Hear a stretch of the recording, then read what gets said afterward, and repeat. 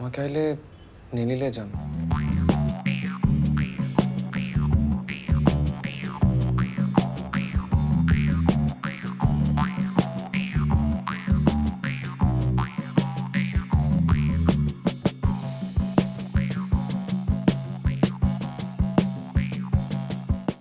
Nellier কলাত্মক যে poster এই পোস্টাৰখন আনুষ্ঠানিকভাৱে প্ৰসিদ্ধ চলচ্চিত্ৰ পৰিচালক শ্ৰদ্ধাৰ মঞ্জু বৰা বাইদেৱে উন্মোচন কৰিছে।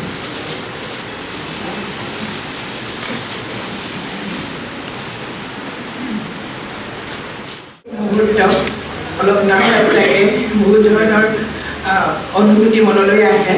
তো পাৰ্থজিৎ বৰুৱাৰো হয়তো এনেকুৱাই লাগিছে বা চিনেমাখনৰ লগত জড়িত প্ৰত্যেকজন ব্যক্তিৰে। কিন্তু মোৰ ভাল লাগিছে যে মই যাক জানো বহু বছৰৰ পৰা পাৰ্থজিৎ, প্ৰথম তেওঁৰ লগত চিনাকি হৈছিলোঁ এখন কিতাপৰ মাধ্যমেৰে। কিতাপখন বৰ সুন্দৰ কিতাপ আছিল, আপোনালোকে পঢ়িছেনে নাই মই নাজানো। ভাৰতৰে নহয়, পৃথিৱী বিখ্যাত অনিল বালকৃষ্ণনজীৰ ওপৰত লিখা এখন কিতাপ, ইমান সুন্দৰ কিতাপ। মই কিতাপখন পঢ়ি যেতিয়াই পাৰ্থজিতক লগ পাওঁ তেতিয়াই মোৰ ভাল লাগে যে তেওঁ খুব ওচৰতে থাকি তেখেতৰ ওপৰত যিখন কিতাপ লিখিছে সঁচাকৈ প্ৰশংসা কৰিবলগীয়া। আৰু বিশেষকৈ এনেকুৱা এজন ব্যক্তিৰ লগত তেওঁ এতিয়াও সম্পৰ্ক আছে মই জানো, সেইটো এটা বৰ সৌভাগ্যৰ কথা বুলি মই ভাবোঁ। তাৰপিছত পাৰ্থজিতক লগ পাওঁ, তেওঁ কেইবাখনো মই তথ্যচিত্ৰ চাইছোঁ, বোধ কৰোঁ 4-5খন চাইছোঁ, শেহতীয়া এখন নে দুখন চোৱা নাই। সেই তথ্যচিত্ৰসমূহৰ ওপৰত কিছু মোৰ ৰিজাৰ্ভেশ্যন আছে, মই মুকলিকৈ হয়তো ক'বলৈ বেয়া পাম। কিন্তু এটা কথা ঠিক যে তেওঁ যিবোৰ বিষয়বস্তু লৈ তথ্যচিত্ৰখিনি নিৰ্মাণ কৰিছে সেইখিনি সঁচাকৈ প্ৰশংসনীয়। বিশেষকৈ মই তেওঁৰ তথ্যচিত্ৰ এখন চাইছিলোঁ, নামটো পাহৰিছোঁ। তেওঁ এজন এডিটৰ, পুনে ফিল্ম ইনষ্টিটিউটৰ পাছ আউট।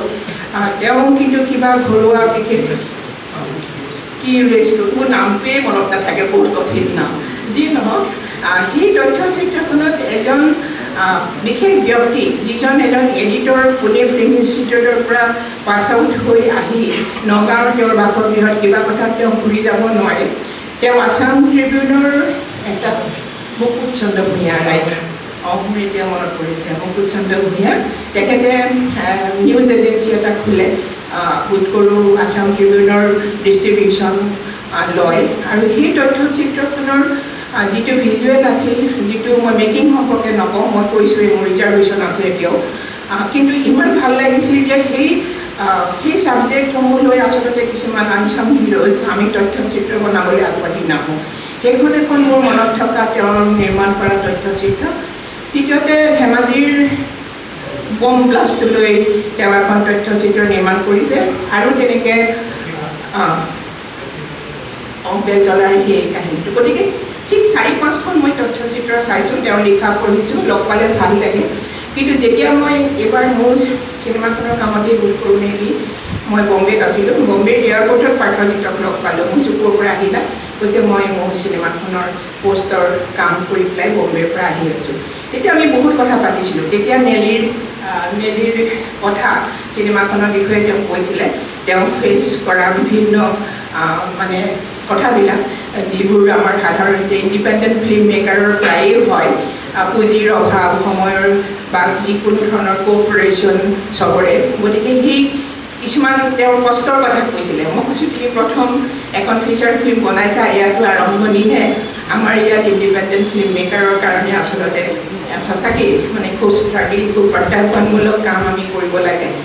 তেতিয়া মই নেলিৰ কথা নামটো শুনি, তেওঁক আৰু মই কাহিনীৰ বিষয়েও সোধা নাই, একো সোধা নাই। তেওঁ কৈছে যে চিনেমাখন প্ৰায় ৰেডিয়ে হৈছে, বম্বেত এইখিনি কাম হৈ গ'ল।